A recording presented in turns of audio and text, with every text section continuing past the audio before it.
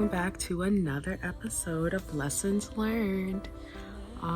So today is the last day of Black History Month, and I feel like this year we didn't really talk about Black History Month, and I'm actually at fault for this too. My first video was February 16th on talking about Black history.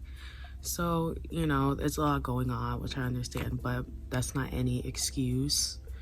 So my goal, at least for next year, is to actually have a topic every day about Black people. But reminder, Black history is every day of the year. So for the last episode, I have quite a few cards here. And just like the last video, I have additional facts that I researched. I just feel so grateful, and I'm honestly really proud of myself for, diving deep and researching about Black women. Just happy. So the first person we have is Phillis Wheatley.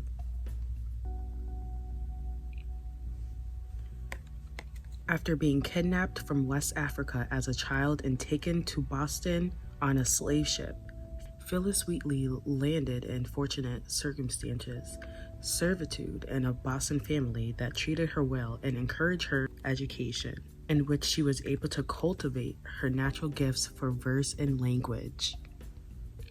Wheatley had also mastered Greek and Latin.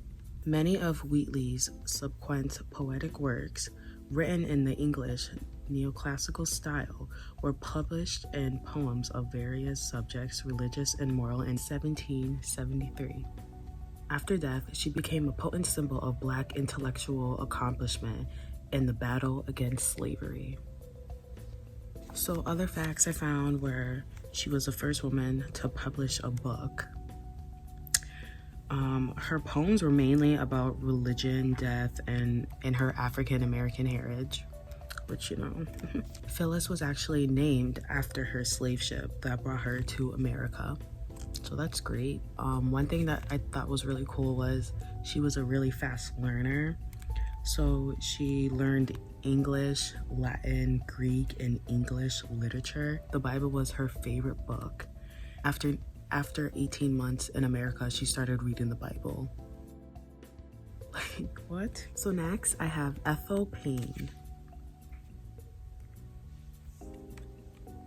Known as the First Lady of the Black Press, Ethel Payne got her start in journalism in 1951 when she was hired as a reporter by the Chicago Defender, establishing a reputation for solid writing and straightforward observations.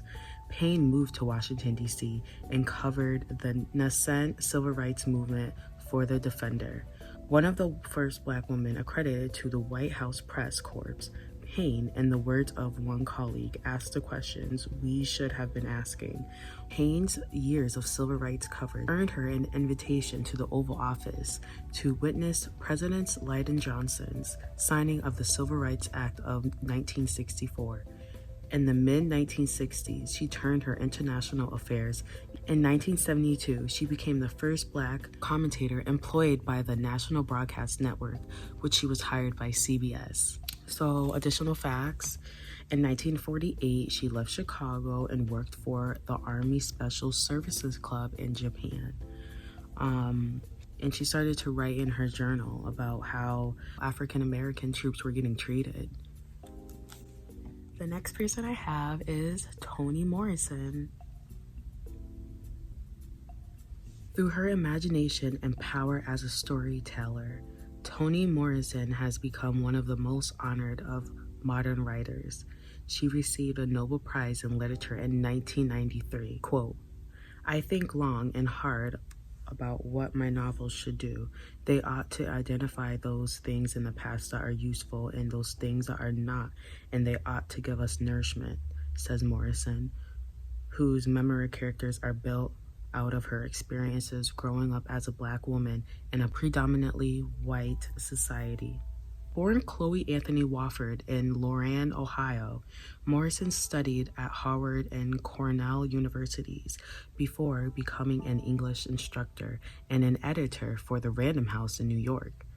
She published her first word, The Bluest Eye, in 1970 to critical acclaim. Her subsequent novels encompass a virtuoso range of structure, style, and subject. So, other facts I found. Obviously, Toni was her nickname. She was born, as I said earlier, as Chloe. The reason why she got that nickname was because at the age of 12, she took on a baptismal name, Anthony of Padua. Actually, after, being a student at Harvard, a lot of students and teachers mispronounced her name, so she just changed it to Toni. She was the first African-American recipient of the Nobel Prize in Literature. Get it, girl. She was also one of the first to have her name at an Ivy League university, which is Princeton University in New Jersey. Yeah. Yeah, thank you. Next, I have Alice Walker. Quote, "The Black woman is one of America's greatest heroes," end quote. Alice Walker once told an interviewer, and her many books of poetry and prose are powerful and testament to this belief. Though she writes about the trials of all African Americans, the feminist perspective infuses her work, and the resilient vision had made her a commanding presence in contemporary literature. Her third novel, The Color Purple, won a Pulitzer Prize and focused new attention on the enormous range of her work. A born storyteller in Southern oral tradition, Walker conveyed in this book both the brutal victimization of women and the capacity for redemption, even under the most heinous circumstances. Her first novel, The Third Life of Gage Copeland, explores the effects of racism on 3 generations of a Black sharecropping family. In the other novel, Meridian depicts the courage of a woman involved in the civil rights movement. Walker also edited a collection of the writings of Zora Neale Hurston, one of her spiritual antecedents. She actually had multiple middle names. And when she was really young, she was blinded in one eye, and she was accidentally shot by a BB gun. Oh my God. She's the youngest of 8, and her parents supported her writing, which is awesome. She was a really excellent student that got a scholarship 2 years in when she was at Spelman College, and she transferred to Sarah Lawrence College in New York. She met with Martin, and she was really inspired by Martin in the early 60s and took part in the march in 1963. Next, I have one of my favorite artists. Do you guys know who this is? It's Ella Fitzgerald. No one sang Gershwin or Irving Berlin or Rodgers and Hart or Cole Porter like America's First Lady of Song. Her sunlit voice, pure tone, technical versatility, and impeccable phrasing made her one of the greatest jazz singers of all times. Yet Ella Fitzgerald started life the hard way, a teenager on the streets of Harlem after her mother died. Her break came when Chick Webb invited her to sing with his band at the Sovie Ballroom. In 1938, Fitzgerald and Webb recorded A Tisket, a Tasket, and it went to number 1 on the pop charts and stayed there for 10 weeks. Fitzgerald's recordings include the songbook albums considered by many to be the definitive rendering of works by composers such as Cole Porter and Johnny Mercier, and collaborations with Duke Ellington, Louis Armstrong, and guitarist Joe Pass. Winner of the Downbeat poll 20 times, Gerald was more than a star when she sang. She became the embodiment of warm joy and jazz. Love it. So she actually loved jazz at a very young age, but she was really shy, like painfully shy, like really awkward. She won 4 Grammys and she was honored Lifetime Achievement Award in 1967. She was one of the first stars to sing at the Super Bowl. She sold over 40 million albums. Actually, like this fact that I found. So in the 1960 performance in Berlin, she actually forgot the lyrics to the song Mac the Knife, and she actually improvised everything after the first verse. It was so good that she received 2 Grammys from it. Now talk about on the spot and talk about improvising so quickly and you get 2 Grammys. So this is Mahalia, and apparently my mom told me that her mom loved her like so much. So this is, you know, a dedication to my grandma that loved Mahalia Jackson. A singer from early childhood, Mahalia Jackson developed a voice driven by vibrant spiritual energy that made her not only a living musical legend, but a powerful force in the world. Jackson grew up in New Orleans under the dual influences of church music and the sounds of Jelly Roll Morton, King Oliver, and Bessie Smith. Moving to Chicago in 1928, she joined the choir of the Greater Salem Baptist Church and formed a gospel group as well.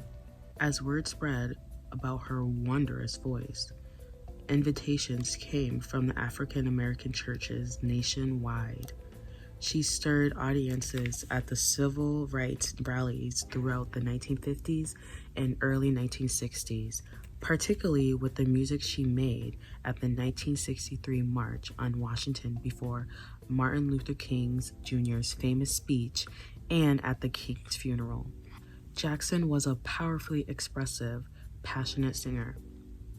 Some criticized her as undignified performances. She responded with her view that music was about much more than just sound. Quote, "I want my hands, my feet, my body to say all that is in me," end quote. So actually, a lot of the Black ministers rejected her style of singing because of her moving a certain way and things like that. She was actually the first Black gospel singer with Columbia Records. She was one of the last 17 siblings. She had 17 siblings.